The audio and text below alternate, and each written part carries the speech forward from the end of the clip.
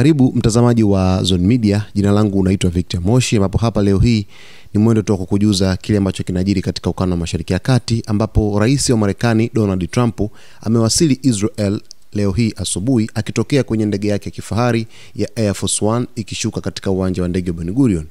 Ziara yake ni sehemu ya juhudi za kimataifa za kuhakikisha utekelezaji wa makubaliano ya kusitisha mapigano kati ya Israel na Hamas.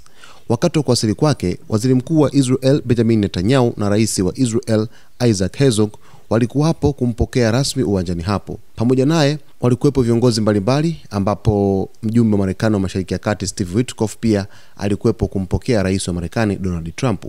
Trump anatarajiwa kuzungumza mbele ya Seneti ya Israel leo hii, kisha ataruka kuelekea Misri hapo baadaye mchana kushiriki kilele cha usimamizi wa makubaliano ya kusitisha mapigano. Ziara yake inalenga kudumisha juhudi za kimataifa, kuhakikisha mateka wanarejeshwa, raia wa Gaza wanapata misaada ya kibinadamu na makubaliano ya amani ya muda yanatekelezwa ipasavyo.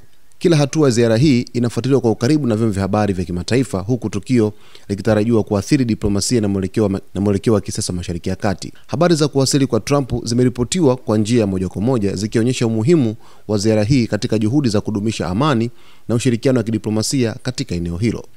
Rais wa Marekani Donald Trump wakati anawasili katika uwanja wa kimataifa wa ndege nchini Israel Ben Gurion, ulinzi ulikuwa umeimarishwa kwa kiasi kikubwa sana, huku viongozi mbalimbali wakijitokeza kwa ajili ya kuweza kumpokea rais huyo wa Marekani Donald Trump, ambaye sasa anakwenda kutekeleza jukumu kubwa kabisa la kuzungumza na Seneti la Israel, lakini vile vile ataelekea baadaye hapo nchini Misri kwa ajili ya kuweza kusimamia makubaliano ya kusitisha vita na kusainiwa kwa mkataba ambao sasa utakwenda kuleta amani jumla katika ukanda wa Gaza.